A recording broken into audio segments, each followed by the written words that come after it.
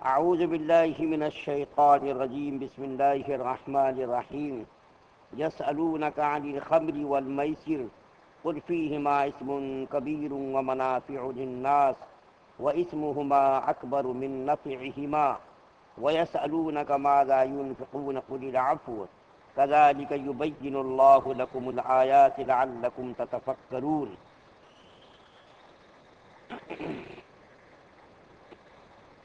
لوگ آپ سے شراب اور قمار کی نسبت دریافت کرتے ہیں، آپ فرما دیجئے کہ ان دونوں کے استعمال میں گناہ کی بڑی بڑی باتیں بھی ہیں اور لوگوں کو بعض فائدے بھی ہیں، اور وہ گناہ کی باتیں ان کے فائدوں سے زیادہ بڑھی ہوئی ہیں، اور لوگ آپ سے دریافت کرتے ہیں کہ خیر خیرات میں کتنا خرچ کیا کریں۔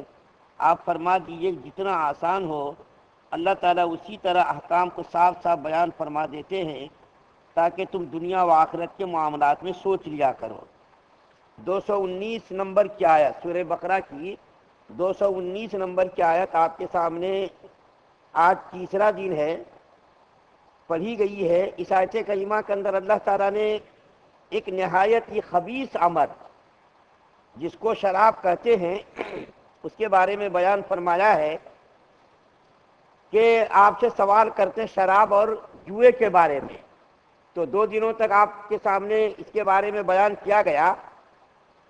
قرآن اور احادیث کے مطالعے سے ایک بات بالکل واضح ہو کر سامنے آتی ہے کہ جتنی مذمت شراب کے بارے میں قرآن اور احادیث کے اندر جتنی مذمت بیان کی گئی ہے اور اس کے مضر اثرات اور نتائج کے اعتبار سے اس کے نقصانات کے متعلق جتنا بیان کیا گیا ہے قرآن اور احادیث کے اندر، کسی بھی عمل کے بارے میں اتنی وضاحت کے ساتھ اتنی مذمت بیان نہیں کی گئی ہے۔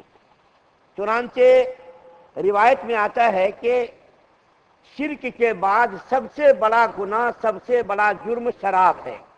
شرک کے بعد شرک اتنا بڑا جرم ہے کہ اللہ تعالیٰ کے ہاں بڑے بڑے جرائم کی معافی ہے، لیکن شرک کی معافی نہیں ہے۔ جب تک آدمی توبہ نہ کر لے، ایمان قبول نہ کر لے، اس وقت تک اس کی معافی نہیں ہے۔ اس کے بعد سب سے بڑا گناہ شراب ہے۔ شراب سے بڑا گناہ شرک کے بعد اور کوئی دوسرا نہیں۔ یہاں تک لکھا ہے مستدرک حاکم میں کہ حضور صلی اللہ علیہ وسلم کے انتقال کے بعد جب اللہ کے رسول صلی اللہ علیہ وسلم دنیا سے تشریف لے گئے تو دنیا سے تشریف لے جانے کے بعد ابو بکر صدیق رضی اللہ تعالیٰ عنہ خلیفہ بنے۔ مسلمانوں کے خلیفہ حضرت ابو بکر صدیق کو بنایا گیا۔ تو حضرت ابو بکر صدیق رضی اللہ تعالیٰ عنہ کے دور خلافت میں ایک مجلس منعقد ہوئی، اور اس مجلس کے اندر بڑے بڑے صحابہ، جیسا کہ حضرت ابو بکر صدیق رضی اللہ تعالیٰ عنہ خود تشریف فرما تھے، حضرت عمر فاروق رضی اللہ تعالیٰ عنہ تھے، بڑے بڑے صحابہ کرام کی موجودگی میں اس بات پر بحث ہوئی کہ اسلام میں شرک کے بعد سب سے بڑا گناہ کون سا ہے۔ تو بہت سارے صحابہ کرام نے اپنے اعتبار سے کہا کہ یہ گناہ ہے، یہ گناہ ہے، لیکن کسی صحابی نے کہا کہ حضرت عبداللہ ابن عمرو بن عاص رضی اللہ تعالی عنہما کو یہ بات معلوم ہے کہ شرک کے بعد سب سے بڑا گناہ کون سا ہے، اعظم الکبائر اور اکبر الکبائر، یعنی سب سے بڑا گناہ اعظم الکبائر یعنی گناہوں میں سب سے بڑا گناہ، اور اکبر الکبائر یعنی کبیرہ گناہوں میں سب سے بڑا کبیرہ گناہ کون سا ہے۔ تو کسی نے کہا حضرت عبداللہ بن عمرو بن عاص رضی اللہ تعالی عنہما کو یہ حدیث معلوم ہے کہ اکبر الکبائر اعظم الکبائر کون سا ہے۔ چنانچہ حضرت عبداللہ بن عمر رضی اللہ تعالی عنہما کو ان کے پاس بھیجا تحقیق کے لیے۔ وہ گئے، جا کر کے ان کو بلا کر کے لے کر کے آئے۔ تو صحابہ کرام نے پوچھا کہ آپ کو حدیث معلوم ہے کہ اللہ کے رسول صلی اللہ علیہ وسلم نے جو اکبر الکبائر اور اعظم الکبائر جو بیان کیا ہے وہ کون سا گناہ ہے؟ تو حضرت عبداللہ بن عمرو بن عاص رضی اللہ تعالیٰ عنہ نے ایک عرض کیا کہ شرک کے بعد سب سے بڑا گناہ اکبر الکبائر یعنی کبیرہ گناہوں میں سب سے بڑا گناہ، اعظم الکبائر یعنی بڑے گناہوں میں سب سے بڑا گناہ شراب نوشی ہے۔ بس صحابہ کرام خوشی کے مارے اچھل گئے۔ پھر انہوں نے حدیث بیان کی۔ کون سی حدیث؟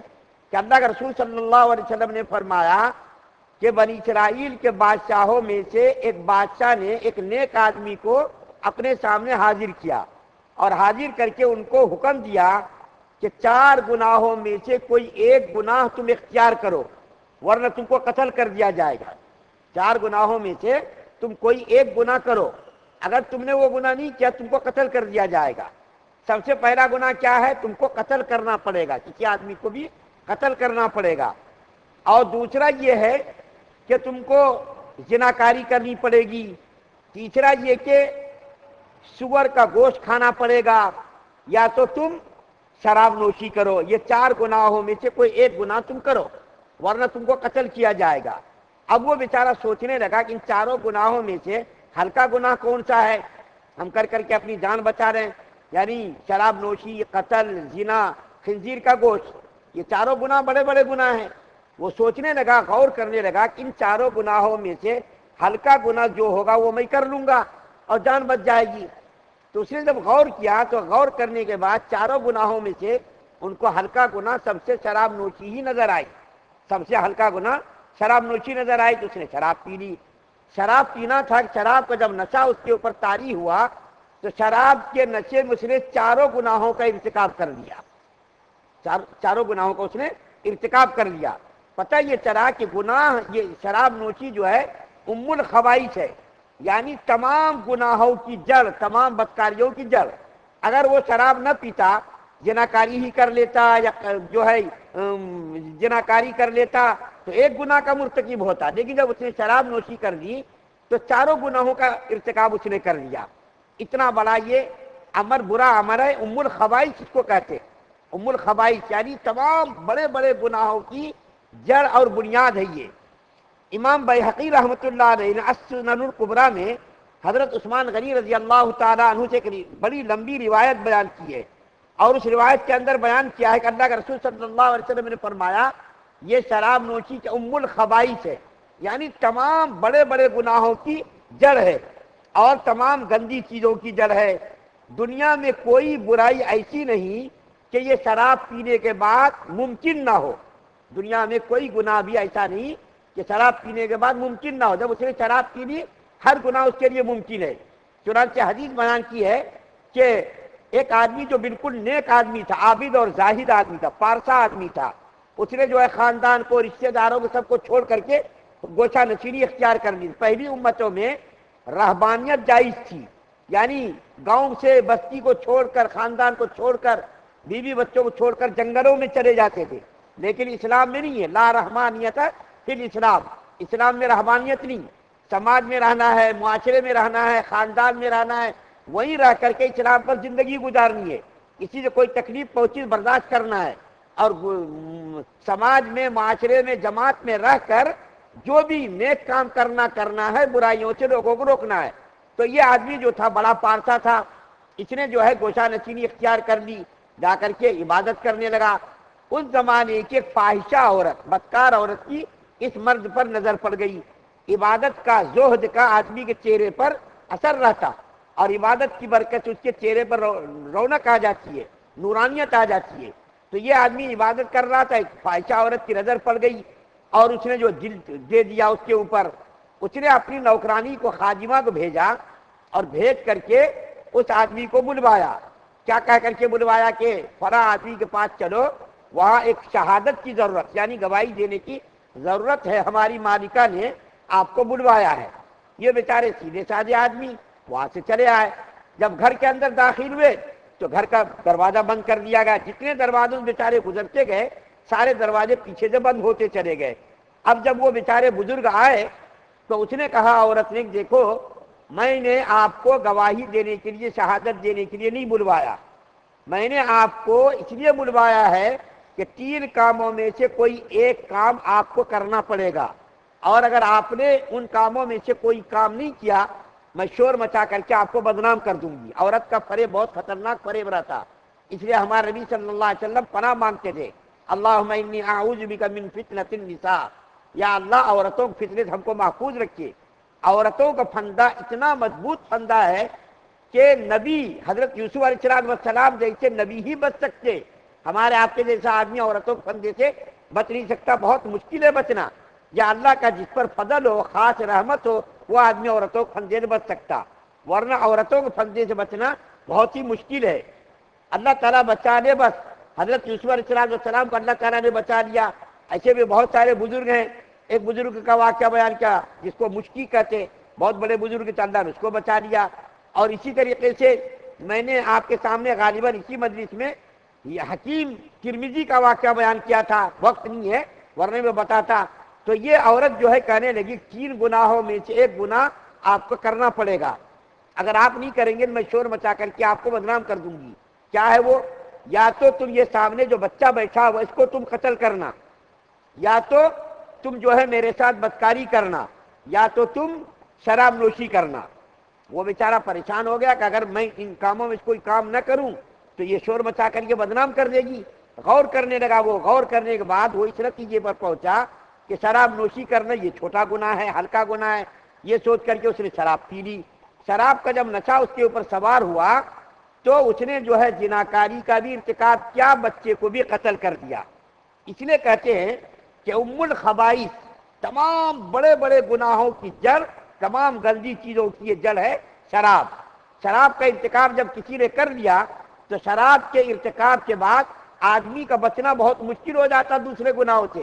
اب میں آپ کے سامنے ایک حدیث، مختصر حدیث بیان کر کے بات کو ختم کرتا ہوں. ابھی اور بہت ساری حدیثیں انشاءاللہ بیان کروں گا. ایک حدیث جس کو امام بیہقی نے بیان کیا ہے،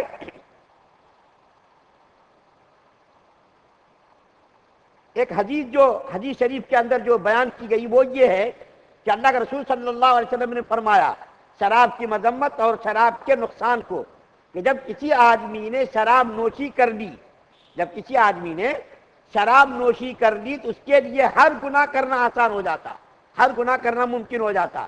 یہاں تک کہ یہ حدیث جو میں بیان کر رہا ہوں حضرت عبداللہ بن عباس رضی اللہ تعالیٰ عنہما کی روایت سے یہ حدیث بیان کی گئی ہے کہ حضرت عبداللہ بن عباس رضی اللہ تعالیٰ عنہما بیان کرتے کہ اللہ کے رسول صلی اللہ علیہ وسلم نے فرمایا کہ جب کسی آدمی نے شراب نوشی کر لی تو شراب نوشی کے بعد اس کے لیے ہر گناہ کرنا ممکن ہو جاتا، آسان ہو جاتا. یہاں تک کہ دیکھیے کتنی عبرت کی بات ہے، یہاں تک کہ اللہ کے رسول صلی اللہ علیہ وسلم نے فرمایا کہ اگر کسی آدمی نے شراب نوشی کر لی تو شراب نوشی کے بعد ماں کے ساتھ بدکاری کرنا، خالہ کے ساتھ بدکاری کرنا اور پھوپھی کے ساتھ بدکاری کرنا بھی اس کے لیے آسان ہو جاتا. بیٹی تو دور کی بات ہے، ماں کے بارے میں، خالہ کے بارے میں اور اسی طریقے سے جو ہے پھوپھی کے بارے میں حدیث کے اندر یہ جملے ہیں، ماں، پھوپھی، خالہ، کہ جب کسی آدمی نے یہ عمل کر لیا یعنی شراب نوشی تو اس کے لیے ماں کے ساتھ بدکاری کرنا، خالہ کے ساتھ بدکاری کرنا، پھوپھی کے ساتھ بدکاری کرنا بھی آسان ہو جاتا. کتنا یہ خبیث ہمارے بتائیے. اور اللہ کے رسول صلی اللہ علیہ وسلم نے کتنی کراہیت کے ساتھ، کتنی جو سختی کے ساتھ اس کی مذمت بیان کی. اس لیے میں نے شروع میں کہا کہ قرآن اور احادیث کے ذخیروں کو کھنگالنے کے بعد، قرآن اور احادیث کو غور سے مطالعہ کرنے کے بعد جتنی مذمت شریعت کے اندر شراب کی بیان کی گئی اور جتنے مضر نقصانات اور اس کے برے نتائج کو بیان کیا گیا، کسی اور گناہ کو اتنی سختی کے ساتھ، اتنی سختی کے ساتھ اور اتنی مذمت اور اس کے برے نتائج کو بیان نہیں کیا گیا ہے. اللہ تعالیٰ سے دعا ہے کہ اللہ تعالیٰ ہم تمام مسلمانوں کو تمام برے اعمال سے محفوظ فرمائے، ہر قسم کی نیکی کرنے کی توفیق عطا فرمائے، اعمال خبیثہ سے ہم سب کی حفاظت فرمائے، اعمال صالحہ انجام دینے کی ہم سب کو توفیق عطا فرمائے. سبحان اللہ و بحمدہ، سبحانک اللہم و بحمدک و نشہد ان لا الہ الا انت